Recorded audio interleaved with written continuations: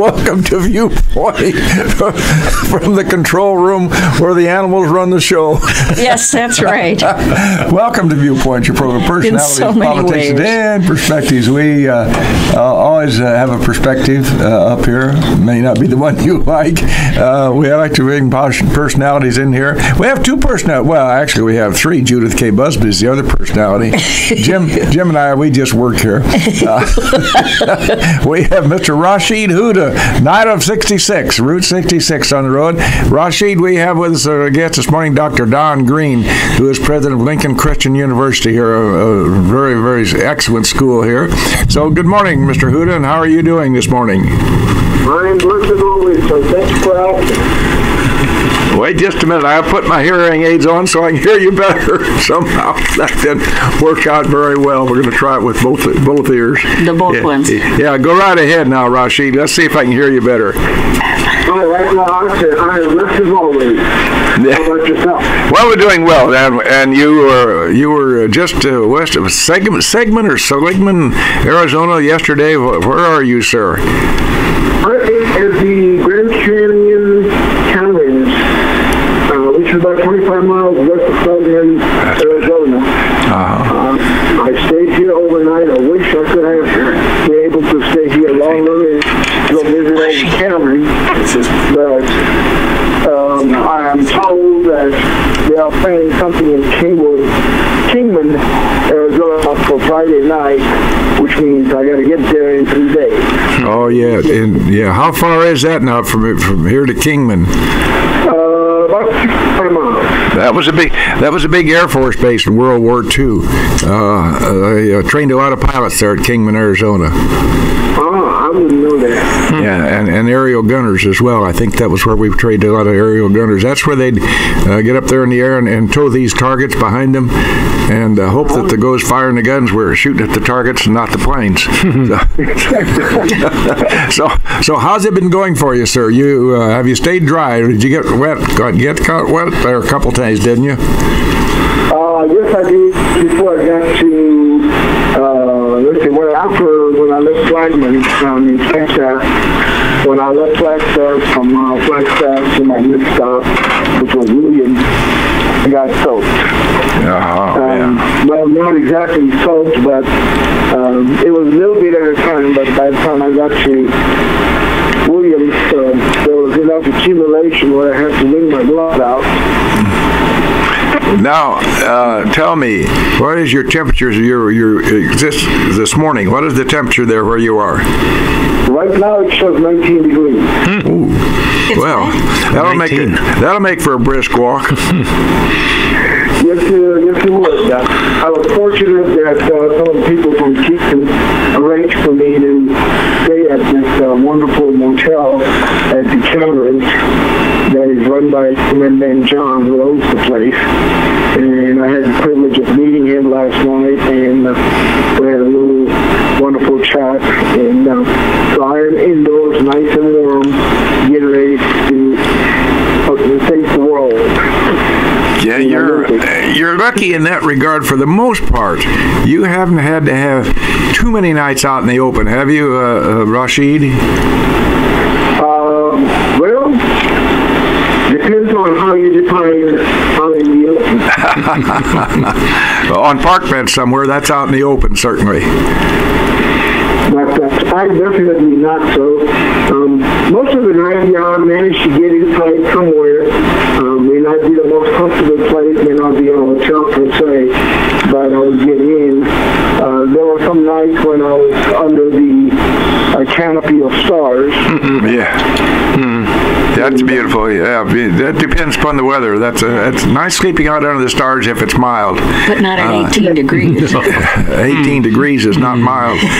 Rashid, are you from Houston, Texas, sir? Yes, sir. That's where I'm kind of based. When people ask me where I'm from, I said that's a tricky question because there are so many places that I'm from. I was born in India and I came to the United States from Pakistan, and then I've lived in several places in the United States. It's kind of hard for me to pinpoint where I'm from. Well, sir, I'm aware of the fact that Houston has a huge ballet company down there. The reason I'm aware of that is that a young lady was in our house over the weekend has been down there, and she'd seen the perennial favorite, the Nutcracker, of course, this season of the year. And I read the program, and boy, there's some substantial people supporting that operation. A little different than Christmas in the chapel. It certainly would be. Rashid, tell me where you're headed today, sir. Today I am headed to a little town called Truxton, Arizona. Not a whole lot there. I think the population was 145 people or something like that. There is supposed to be a motel, but I'm told that they may be closed, so I'll find out when I get there. I do have an offer from a couple in Kingman who said that they're only half an hour from Truxton there. If I don't find a place, they'll be happy to come get me, put me up for the night, and bring me back in the morning so I can continue my walk. So that's a good feeling to be walking into that little town in the middle of nowhere. Yeah, that's like being stranded in Burton View. Rashid, we're going to let you continue your journey this morning, sir. Wish you well, and we'll stay in touch as we always do. And stay dry and stay warm if you can, my friend. Well, I've been pretty warm. I was fighting yesterday, so staying warm is not an issue.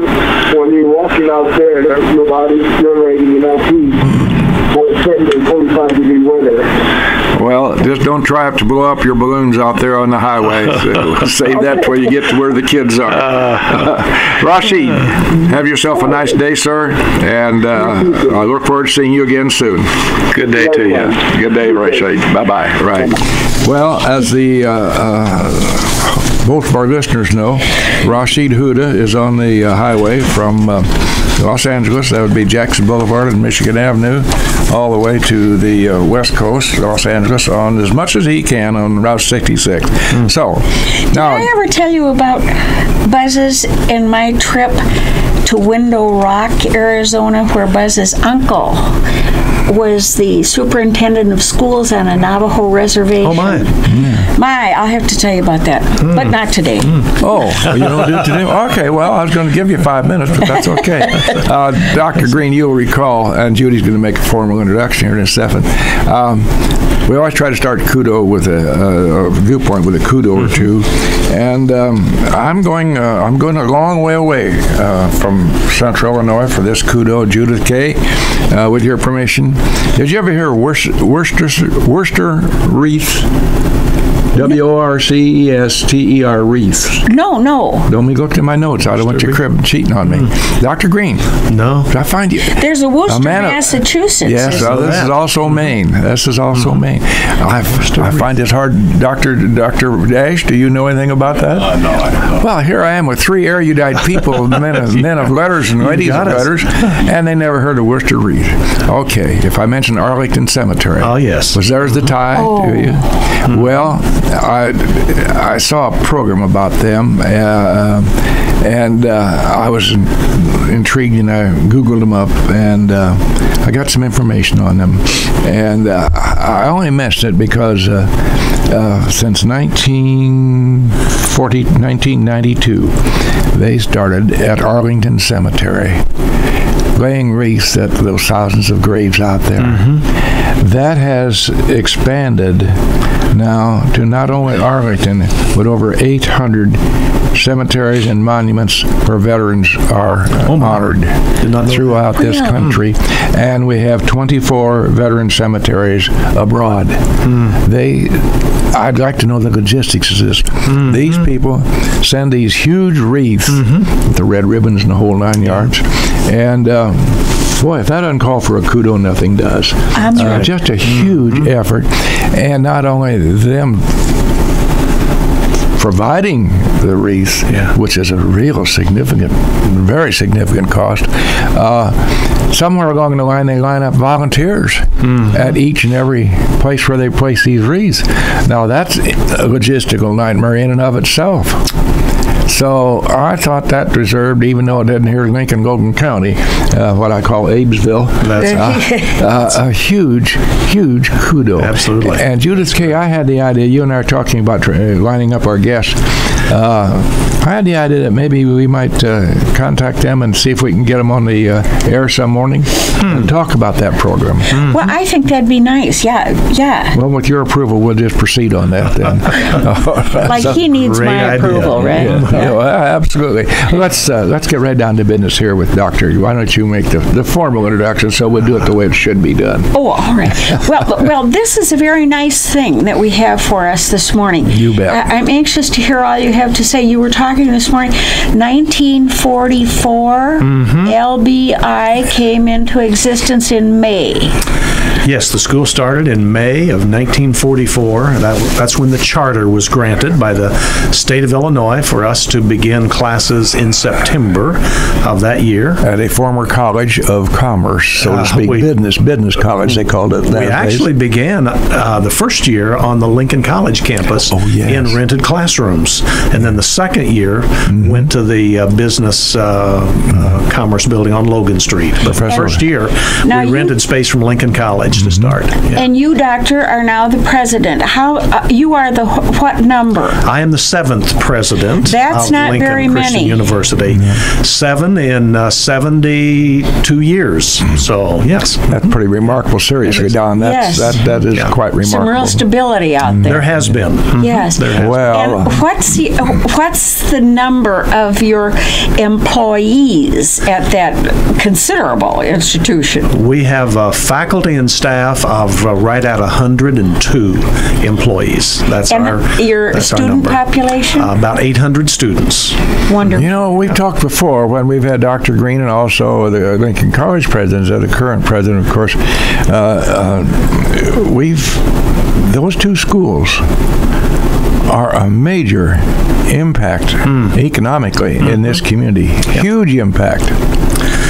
Yeah, it's been several years since we did an economic impact study, but the last time we did, I remember being absolutely blown away by the number. It was several $1 million of economic impact every year that Lincoln Christian University had as a result of student population, our employees that live here, all of the travel to our campus for various events and things. So it was staggering. Do all of your students live on campus? No, we have actually a relatively small number on campus compared to the total 800. We have a campus in Las Vegas, Nevada, where we have about 80 students. Really? In 3 bachelor's programs and 1 master's program there. Dr. Green has that program, so it's just so you can go out there and gamble. That's right. Yes. I visited it this summer. I walked through the casino, and that was enough. Money's too hard to come by. That's right. They never made any money off of me when I was there. Well, how do you think they build those places? That's it's not by paying you big bucks. Well, we have a number of our students that are taking classes online. We are an online school as well. So. Yes. You know, with that growth and under the managership and almost the ownership of Dr. David Gerlach, your sister school here is doing a lot of growing too, bringing on extra, now getting 4-year degrees and so forth. But Lincoln Christian College, now Lincoln Christian University, has evolved from, I suspect there were probably maybe 10 or 12 or 20 students when they first started there on actually Logan 15. Street. Yeah, there are 15 students in the very first class. Think of that. Right. Is that right? Yeah. Yes, Dr. Hargrove, Earl Hargrove, said the preachers are coming. You know, he sure was right. Yeah. The nice lady who was my boss when I retired from ALMH did her MBA online with LCU. Yeah, she was one of our MA in organizational leadership. Yeah, that's exactly right. Lynn Metz was one of our students. Yeah, I remember recruiting her to the MAOL program when I was still teaching in that before I became president. Yes. So, yeah. Well, you know, I didn't realize that your program was quite that broad. Maybe you should expand on that a little for us. Well, part of the evolution has been from the very early days, we were about training training preachers and teachers for churches and church-related ministries, which is still very much at the core of our mission. That was the focus, so that was really the focus. Mm-hmm. Yeah. And beyond that, today we have programs for students in education, in business, in psychology, as well as in a variety of areas of ministry, from preaching to missions to worship ministry to youth ministry, degrees in counseling, as well as international missions and urban missions. But we also have some master's programs that are designed for online students, and one of those is an MA in organizational leadership. One is an MA in spiritual formation. Another is an MA in biblical studies. So those are the online degrees that we have, in addition to the programs at Lincoln and the campus that we have in Las Vegas. I think the general populace here in Lincoln, Logan County would be quite surprised to realize, Doctor, that we're not just training preachers out there. Yeah. Mm-hmm. We're doing a lot, a myriad of different specialties. Yeah, we tried to focus our majors in some key areas. We obviously don't offer everything that Big Ten universities do, simply because of the costs of programs, nor do we offer everything that Lincoln College is planning to offer as they're moving into the four-year programs. But we are trying to partner with schools like that to provide opportunities for students to take part of their program on our campus, and perhaps a specialization, a major or a minor in another area on a campus like Lincoln College across town. So that's a part of Dr. our Green, conversation. We want to talk about cost in just a minute, but before we get too far afield, we said off air, we mentioned Christmas in the chapel. Yes. And I'd like to address that because I've attended those, and they just kind of blow me away. The last one in particular, I said, you mentioned Las Vegas. I said at the time, this is big time stuff. This is Las Vegas Showtime, the way they put that on. That was remarkable, and I'm intrigued by the genesis of that, and the fact that you kind of have one individual who puts all these little pieces together and glues them together and puts together a very, very, very polished production. Yeah, we've been doing this for 29 years. We started with a much smaller program. It was just offered, I think, a couple of performances. Now we actually have a production that has 6 performances. They do a Thursday night, a Friday night, a Sunday afternoon, and 3 performances on Saturday.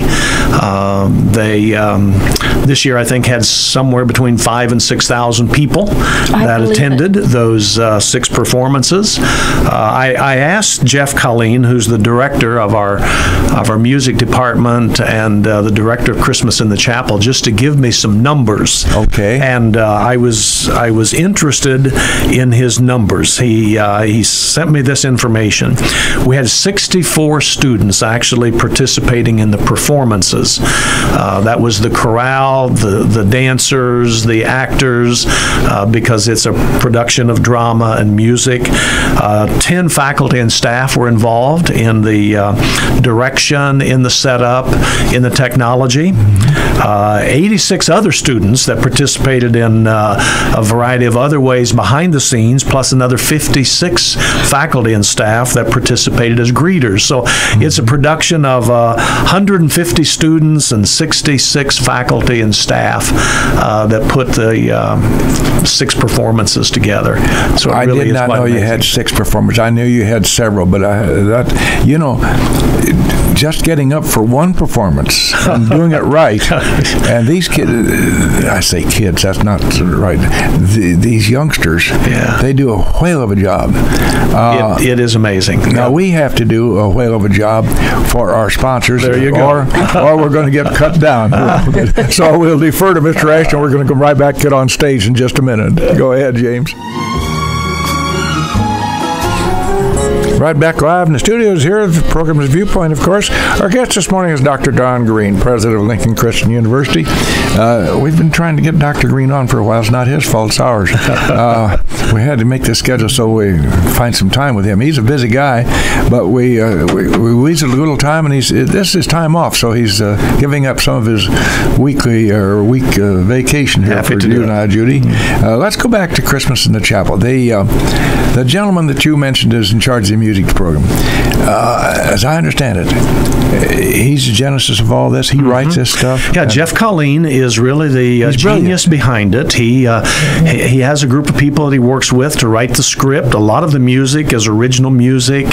A lot of the production is designed between him and Adam Johnson, one of our graduates who works with him. I asked Jeff, give me some idea how many man-hours of preparation, of script writing and setup. We have an artist that comes in and actually paints the backdrops in the set for us. He said that's over 1,000 man-hours just to get ready for it, and then the actual man-hours of practice, something around 2,400 man-hours. So it's an amazing amount of investment from Jeff Colleen and his crew every year to pull off Christmas. The only thing I can say, Judith, is that sophisticated showgoers, those who are used to those things, such as a Las Vegas Review or something like that in the bigger towns, they would say that this would measure up. Just amazing. Go right ahead, Judith Kate. But it's just, people are kind of funny. If it's here at home, they kind of poo-poo it. You know, if it's not from out of town someplace big, then it's really kind of, but if you haven't been to a production, you really don't understand where we're coming from, do you? No, my wife and I try to go to Branson pretty regularly, and I've seen lots of Branson shows, and I've always said our production is certainly comparable to any of the shows that I've seen at Branson theaters, and I know for a fact you pay about 4 or 5 times more for a ticket there than you do for one of our productions. Well, speaking of the cost factors, that's pretty significant. Now, speaking of cost, we talked off air outside the studio this morning about our expenses at these respective schools and so forth, and the state of Illinois and what terrible shape we're in financially, and maybe otherwise too. Among other things. Among other things. We find it just almost impossible to believe that men who are supposed to have a modicum of common sense can't, and I mean modicum in some cases, can't sit down across the table and hammer out a problem, a solution to this problem. It just seems to be there's so much divisiveness. He's a Democrat and I'm a Republican, and I'm not going to sit down and talk to him. Well, that's so stupid, and who suffers for that? It's narcissism. I've got to win because I'm a big gun. You know, oofta. Yeah, we have about 140 students that are dependent upon the monetary award program for a part of their scholarship aid. And this is the second year now that we've begun the year not knowing whether or not that program is going to be funded. Still has not been appropriated for this year. So the university has honored the scholarships that we anticipated were going to be awarded, but Dr. Gerlach at Lincoln College and I have had conversations about what that means. For us, that's about $500,000 investment. Right here in Abesville. That's right. And Lincoln College is much more than that because of the number of students that are dependent upon the monetary award program. And how much do they care about these students in Springfield, please? That's the problem right there. We simply can't get the budget appropriated.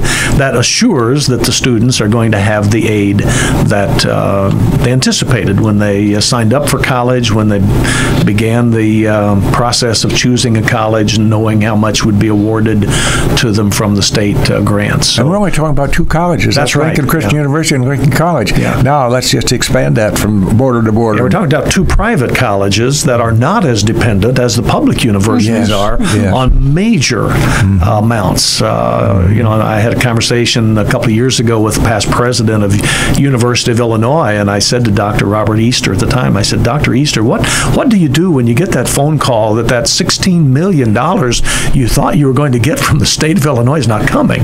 He said, you scramble. I just can't imagine what you do with that kind of dependence upon the state. But the biggest concern is what this is really doing to our state. When we tried to address this with our state representative, we simply wrote a letter in which we said, this is not about us as a school. It's not just about our students. It's what we're doing to the state of Illinois, because we are driving students out of our state to go to nearby universities in other states where they can receive aid, and there's no value, there's no benefit to being an in-state student if these kinds of scholarships aren't going to be funded. And the reality is those students will leave our state and not come back. So that's the sad part of there seems to be there just seems to be an I don't give a damn attitude out down there.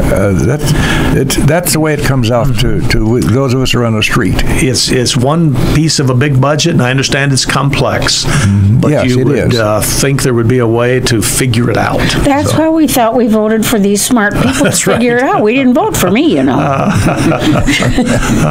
Well, unfortunately, and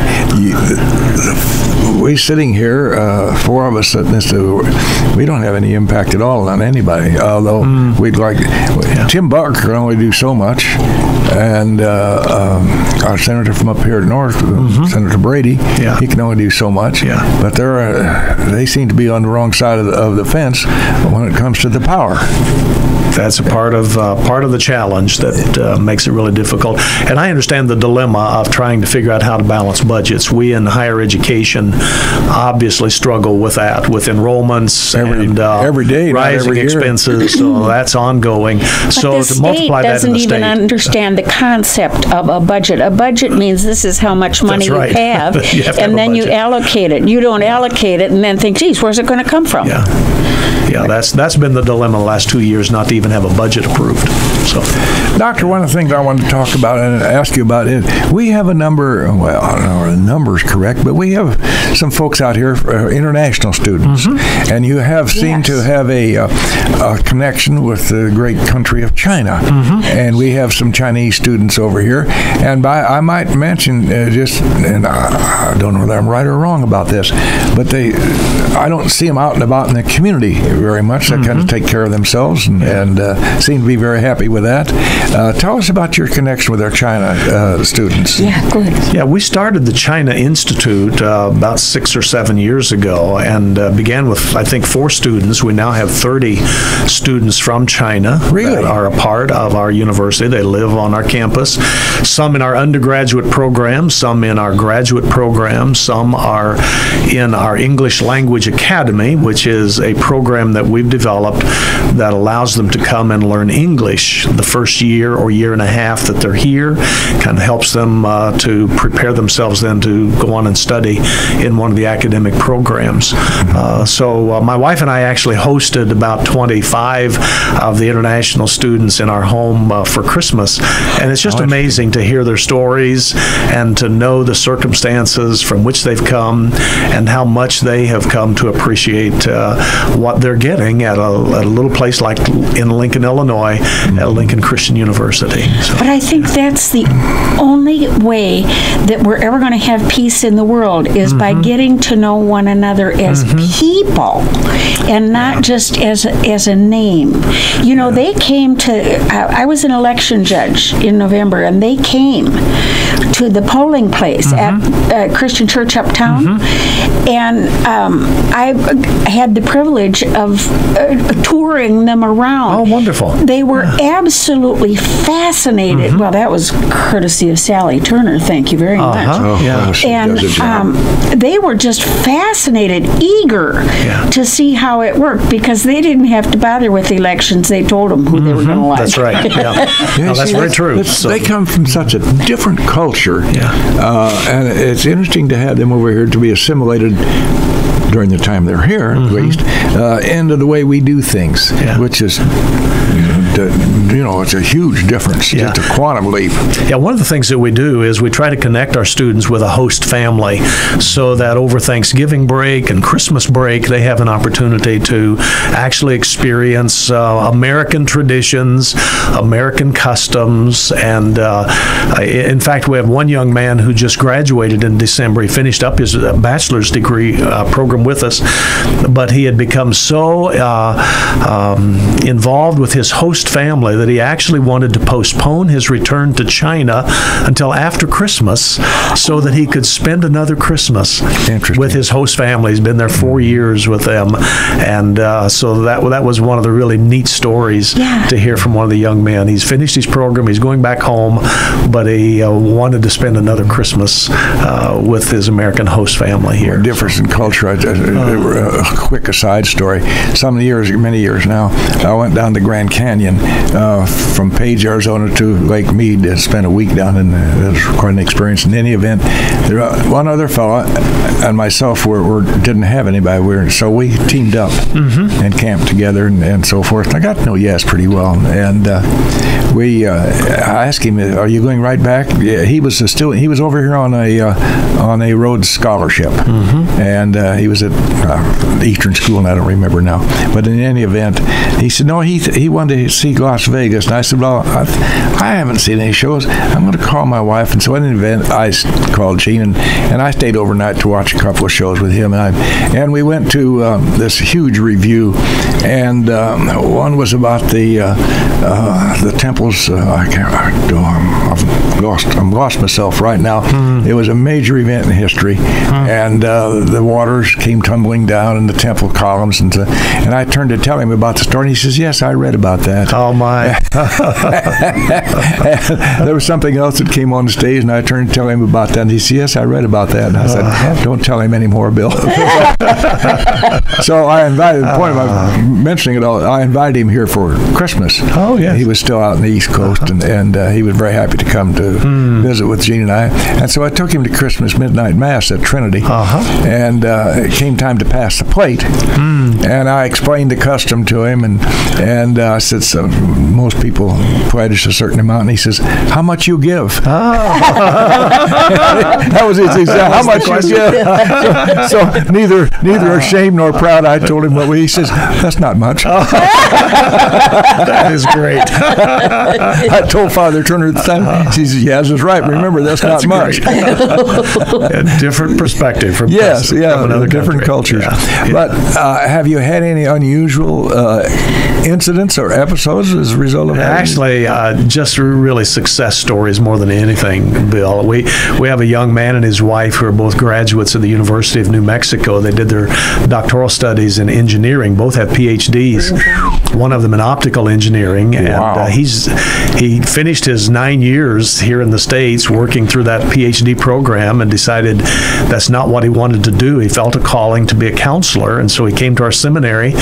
So he and his wife and their son are finishing up his program in our seminary this spring. They're all studying it? Yes, it's after all the PhD work they've done now. That's amazing. Another degree, because he just felt he wanted to help families back in China. So their plan is to return to China, and he wants to do counseling with students there. It's just an amazing experience. But it's always funny to find out what they like and what they don't like. They don't like the Chinese food that's really American Chinese food, because it's not exactly not Chinese at all. It's not Chinese. It's like our version of Italian food as well. That's true.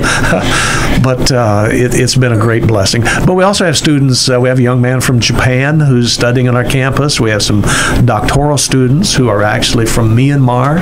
So we have a number of countries represented. It was interesting, Rashid, you mentioned earlier, from India. We have students from India in our online program as well as our doctoral program. So there's a number of different countries represented. Yeah, Joe and Jane Smith on the street don't have any cognizance at all of how cosmopolitan we are out there. That is very true. That's very true. So. Well, on a much lighter note and less important but impressive, Your campus is so beautiful. Well, thank you. It's just lovely. It's just lovely. And you hold claim yet to the biggest organ we do have in the Midwest, and room for expansion on that. The organ in our chapel Yes. is an amazing instrument. We don't use it a lot because music styles have obviously changed in our Yes. culture. But I noted that. we do have formal Did you formal notice? chapel services where we still use the organ on occasion. But it is an amazing instrument that is part of the Hargrove Chapel, which is really the largest auditorium space like that in the county as well. Oh, sure. Seats about 1,200 in our chapel auditorium. But our campus was recognized by our accrediting associations as one of our real strengths. They were very impressed with the quality of care and maintenance of our facilities and gave kudos to our maintenance and environmental services teams for the excellent work that they had done in caring for our campus. See, that's how lucky we are here in Abbeville to have Lincoln Christian University and Lincoln College, two noted institutions of higher learning, in a great way.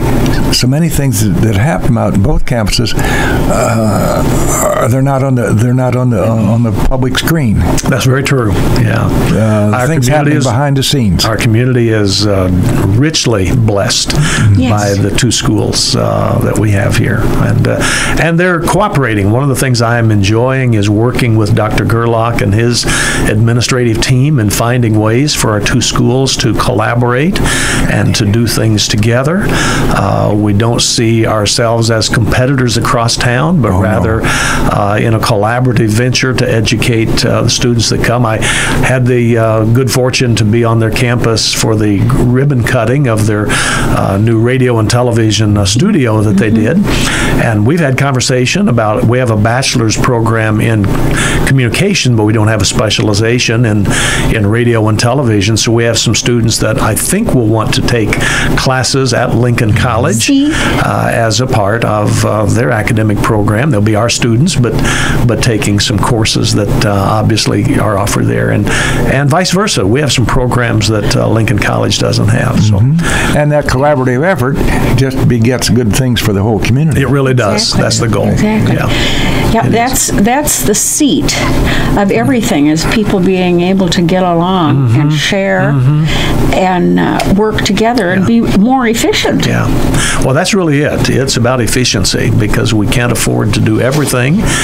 We found out that we share a lot of common resources, and so if we wanted to do training for our development staff in the use of our software, we have the same software, so there's no reason why two schools have to do training separately. We could share one event, and there are many examples like that we've identified over the last 2 years as opportunities to do some things together. Now that's smart and practical. Well, we think it is, yeah. You've had great stability out there on Lincoln Christian University campus. It's from the instructional standpoint. You have a number of professors and students, teachers who have been with us a while. That's a blessing. That inures to your benefit. Yeah, it really does. We have been blessed with a long-tenured faculty. They've been there a number of years. Hargrove and Mills, the founders of the school and the early leaders, really established that as a model. Mr. Hargrove, Mr. Mills, Mr. Dowling, Mr. Tesh, all invested 40-plus years teaching, leading the school. They were with us for our 50th anniversary, so that was just an example of their dedication and commitment. And second generation of leaders, Wayne Shaw and Tom Ewald, likewise poured themselves into the school for decades of service, and now we have faculty that have been there 25 years or more, so that is a real strength of our school. Well, from a small beginning on Logan Street, that was a Lincoln Lincoln Business College, I think that was the name of them. It was at one time. Yeah. Professor W.R. Wetzler. So here we go. That 1944, and here we are, 2016. Yeah. Somebody moved the clock up too fast on the Judith K. Dr. Don Green, we appreciate you being with us this morning, sir. Thank you for the opportunity. So nice to be able to share with you again. It's a joy to talk about one of the real assets we have here in our community. We always try to come up with this had the doggone thing to do with education, but we have the new year coming up, in case you forgot. That's coming up this Sunday, by golly. Again. So we'll just close with this about the new year. Write it on your heart that every day is the best day of the year. Oh, that's good. Thank you for viewing. Thank you, Dr. Don Green. Thank you.